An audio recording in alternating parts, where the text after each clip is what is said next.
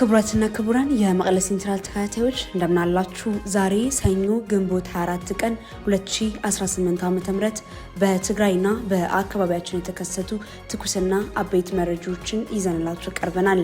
እስከ ዜናችን ፍጻሜ ድረስ አብራችሁ እንድትቆዩ በአክብሮት እንጋብዛችኋለን።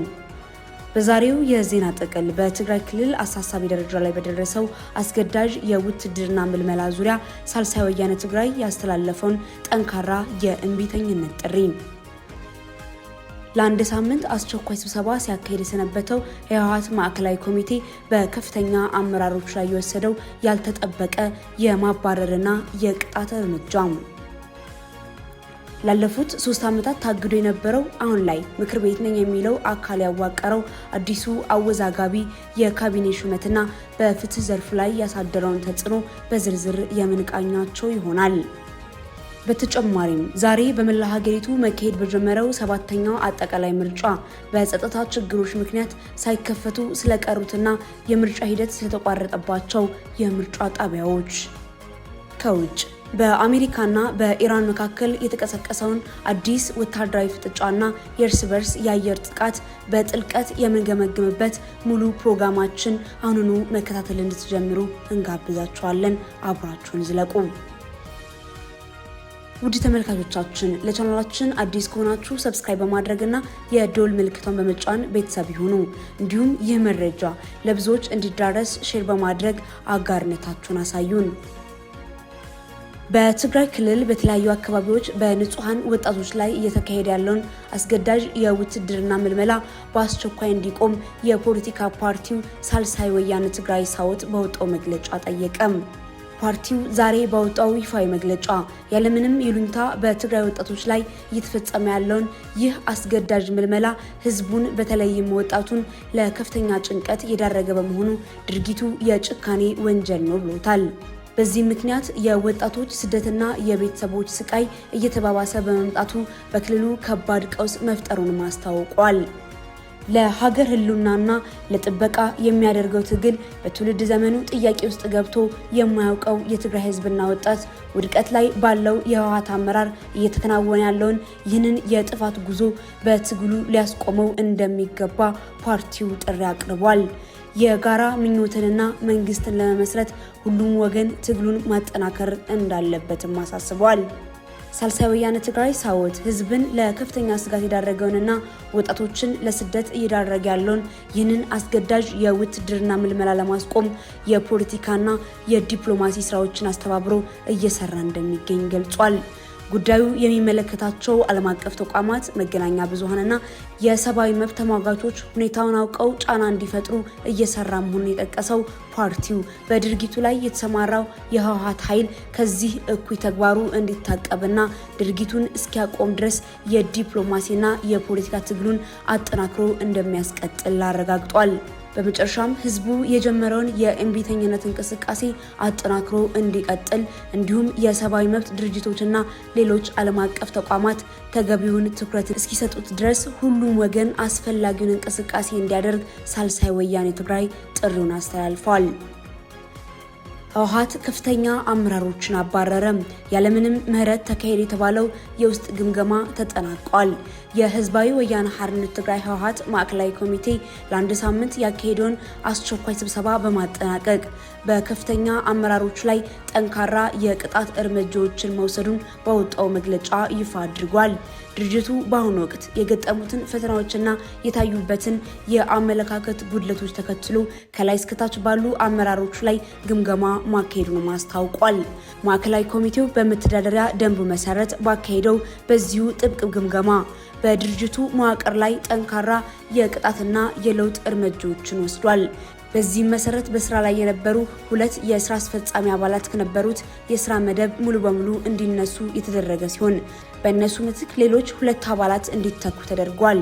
ከተባረሩት አባላት በተጨማሪ 2 አባላትና 1 ተጨማሪ የማዕከላዊ ኮሚቴ አባል ላይ ከባድ ማስጠንቀቂያ የተጣለ ሲሆን በሌሎች አመራር አካላት ላይ የታዩ ድክመቶችም በሂደት እንዲታረሙ ውሳኔ ተላልፏል። በዚህ ግምገማ የተቀጡት አብዛኞቹ በፕሪቶሪያው የሰላም ስምምነት የተቋቋመውን ጊዜያዊ አስተዳደር መፍረስ የለበትም ያሉት መሆናቸው የመቀለ ሴንትራል ምንጮች ዘግቧል። በዚህ ግምገማ የቀድሞ የፓርቲው ጽህፈት ቤት ኃላፊ አለም ገብረዋህድ ዋና ትኩረት እንደነበሩም ተረጋግጧል። ነገር ግን ፓርቲው ይህ የተካሄደው የውስጥ ግምገማ የህወሓትን አንድነት ከመቼውም ጊዜ በላይ ያጠናከረና ድርጅቱ የተደቀኑበትን ከባድ ፈተናዎች ለመጋፈጥ ሙሉ ዝግጁነት የፈጠረበት መድረክ መሆኑን በይፋዊ መግለጫው ተናግረዋል። በተያያዘ ዜና ከፕሪቶሪያው የሰላም ስምምነት ማግስት የተቋቋመውን ጊዜያዊ አስተዳደር ወደ ጎን በመተው ህወሓት ዳግም እንዲያንቀሳቅሰው በወሰነውና ላለፉት 3 ዓመታት ታግዶ በቆየው የክልል ምክር ቤት የስድስተኛው የስራ ዘመን 4ኛ አስቸኳይ ስብሰባ መጠናቀቁ ተገልጿል። ምክር ቤት እንደሆነ በሚነገረው በዚህ ስብሰባ ላይ የክልሉን አስፈጻሚ አካላት አደረጃጀት የሚወስነውን አዋጅ በሙሉ ድምጽ ማጽደቁንና አዲስ የክልል ካቢኔ ማዋቀሩ ታውቋል። ምክር ቤት እንደሆነ በተገለጸው በዚህ አካል በተላለፈው የሹመት ውሳኔ መሰረት ሁሉንም ወገኖች ያሳተፈና አካታች መንግስት ለመመስረት በሚያስችል መልኩ በ70% የካቢኔ ቦታ ለህወሓት ድርጅት ሲሰጥ ቀሪው 30% የካቢኔ ድርሻ ደግሞ ህወሓት ተቃዋሚ የፖለቲካ ፓርቲዎች ላሏቸው አካላትና ለምሁራን እንዲሰጥ ተደርጓል። ይሁን እንጂ የፖለቲካ ታዛቢዎች እንደሚጠቁሙት ተቃዋሚ ተብለው የተጠቀሱት አብዛኞቹ ፓርቲዎች በብሔራዊ ምርጫ ቦርድ በህጋዊነት ያልተመዘገቡና የራሱ የህወሓት ጥላዎች እንደሆኑ ይነገራል። ይህ አካል በዚሁ አስቸኳይ ጉባኤው የዞን አስተዳዳሪዎችን ሹመት መርምሮ ያጸደቀ ሲሆን በዚህ መሰረት አቶ ፍስሐ ኃይላይ የምስራቃዊ ዞን አስተዳዳሪ፣ አቶ ወልደ አብርሃ ገብረ ጻዲቅ የሰሜናዊ ምዕራብ አስተዳዳሪ፣ አቶ ሽሻይ ግርማይ የማዕከላዊ ዞን አስተዳዳሪ፣ አቶ ካላሊ አድሃና የደቡብ ምስራቅ ዞን አስተዳዳሪ፣ አቶ ዝናቡ ገብረ መድህን የደቡብ ዞን አስተዳዳሪ እንዲሁም አቶ ግደይ አዘናው የምዕራብ ዞን አስተዳዳሪ ሆኖ እንዲሾሙ ተወስኗል። በፍትህና በቁጥጥር ዘርፍም የከፍተኛ ፍርድ ቤት የኦዲት መስሪያ ቤትና የብዙሃን መገናኛ ተቋማት አመራሮችን ሹመት በሙሉ ድምጽ አጽድቋል። በዚህም መሰረት አቶ መንግስቱ ተክላይ የክልሉ ከፍተኛ ፍርድ ቤት ፕሬዝዳንት፣ አቶ ተስፋይ ገብረመድህን ደግሞ የከፍተኛ ፍርድ ቤት ምክትል ፕሬዝዳንት ሆነው እንዲሾሙ ተደርጓል። በተጨማሪም አቶ ክብሮም ፍስሐዬ ዋና ኦዲተር፣ አቶ መኮንን ገብረ እግዚአብሔር ምክትል ዋና ኦዲተር እንዲሁም አቶ አባዲ ገብረ ስላሴ የትግራይ መገናኛ ብዙሃን ኤጀንሲ ስራ አስኪያጅ ሆነው ተሰይሟል። ከዚሁ ጋር ተያይዞ በዳኞች ላይ በተደረገ የዲሲፕሊን ጉድለት ማጣራት ጥፋተኛ ሆነው ተገኙ በተባሉት 2 ዳኞች ከስራቸው እንዲሰናበቱ የተወሰነ ሲሆን የዳኞች አስተዳደር ጉባኤ በአሁኑ ወቅት በሌሎች 70 ዳኞች ላይ ተመሳሳይ የማጣራት ስራ እያከናወነ እንደሚገኝ ተገልጿል። ምክር ቤት ነኝ የሚለው ይህ አካል የፍትህ የጸጥታና የምክር ቤት አባላትን ያካተተ 21 አባላት ያሉት የዳኞች አስተዳደር ጉባኤን መርጦ አጽድቀዋል። ይህ ድርጊት በክልሉ ላሉ የፍትህ አካላት አደገኛና ትግራይን ወደ ለየለት አምባገነናዊ ስርዓት የሚወስድ ነው ተብሏል። በጸጥታ ችግሮች ምክንያት ከ140 በላይ የምርጫ ጣቢያዎች ሳይከፈቱ ቀሩ። በመላው ኢትዮጵያ አዳዲስ የህዝብ ተወካዮች ምክር ቤትና የክልል ምክር ቤት አባላትን ለመምረጥ ዛሬ ሰኞ ግንቦት 24 ቀን 2018 ዓ.ም 7ኛው አጠቃላይ ምርጫ መካሄድ መጀመሩ ይታወቃል። ይሁን እንጂ ድምጽ የመስጠት ሂደቱ ከተጀመረ በኋላ በተከሰቱ የጸጥታ ስጋቶችና መስተጓጎሎች ሳቢያ በተለያዩ አካባቢዎች ምርጫው መቋረጡንና ጣቢያዎች ሳይከፈቱ መቅረታቸውን የኢትዮጵያ ብሔራዊ ምርጫ ቦርድ አስታውቋል። የምርጫ ቦርድ ሰብሳቢ ሜላትወርቅ ኃይሉ ዛሬ በሰጡት መግለጫ እንዳመላከቱት በአጠቃላይ 50188 የምርጫ ጣቢያዎች በተያዘላቸው የጊዜ ሰሌዳ መሰረት ተከፍተው ድምጽ መስጠት የተጀመረ ቢሆንም 143 የምርጫ ጣቢያዎች ግን በጸጥታ ስጋት ምክንያት ጨርሶ ሳይከፈቱ ቀርቷል። ሰብሳቢው አክለውም ድምጽ መስጠት ከተጀመረ በኋላ በአንዳንድ አካባቢዎች በተከሰተ የጸጥታ ችግር ሳቢያ በኦሮሚያና በአማራ ክልሎች የምርጫው ሂደት መቋረጡንም ገልጿል። በምርጫ ቦርድ በኩል የተገለጹት እነዚህ መስተጓጎሎች የተሰሙት በአማራና በኦሮሚያ ክልሎች የሚገኙ የጸጥታ አካላት ለምርጫው ዕለት ዝግጁ መሆናቸውን በይፋ ባረጋገጡ ማግስትና የታጠቁ የተቃዋሚ ቡድኖች ምርጫውን ውድቅ የሚያደርጉ ጥሪዎችን በድጋሜ ባስተላለፉበት ወቅት ነው። ቀደም ሲል በነበሩ የወቅቱ ሁኔታዎች ግምገማዎች በአማራና በኦሮሚያ ክልሎች ያሉ ቀጣይነት ያላቸው ግጭቶች በምርጫ ሂደት ላይ ተጽዕኖ ሊያሳድሩ እንደሚችሉ ሲገለጽ መቆየቱ ይታወሳል። በአሜሪካና በኢራን መካከል አዲስ ወታደራዊ ፍጥጫ ተቀሰቀሰ። ሁለቱም ወገኖች የአየር ጥቃት መፈጸማቸውን አስታወቁ። በአሜሪካና በኢራን መካከል አዲስ ወታደራዊ ፍጥጫ ተቀሰቀሰ። ሁለቱም ወገኖች የአየር ጥቃት መፈጸማቸውን አስታወቁ። ቴህራን MQ-1 የተሰኘውን አሜሪካዊ ድሮን በዓለም አቀፍ የባህር ክልል ውስጥ ጥላብኛለች ስትል ዋሽንግተን ከወነጀለች በኋላ ባለፈው ቅዳሜና እሁድ በኢራን ወታደራዊ ተቋማት ላይ የአየር ጥቃት መፈጸሟን ዩናይትድ ስቴትስ አስታወቀች።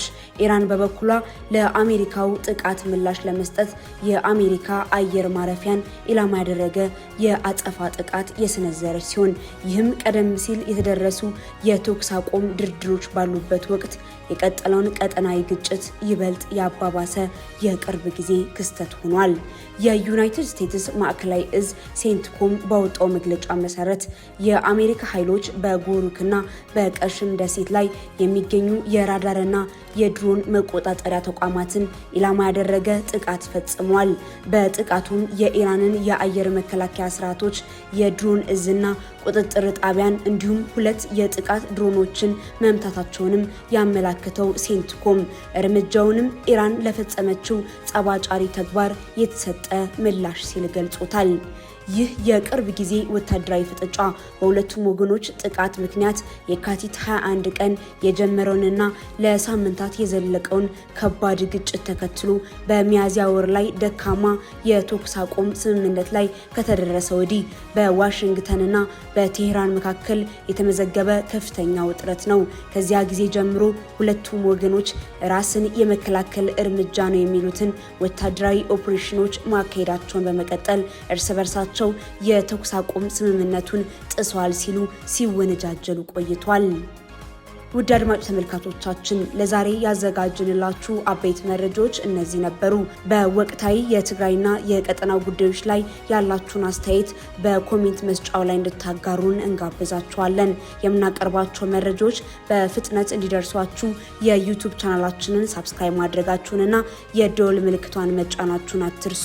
እንዲሁም በቴሌግራምና በፌስቡክ ገጾቻችን ቤተሰብ በመሆን ትኩስ መረጃዎችን በየሰዓቱ መከታተል ትችላላችሁ። ስላዳመጣችሁን እናመሰግናለን። ቸርን ሰንብት። ሰላም።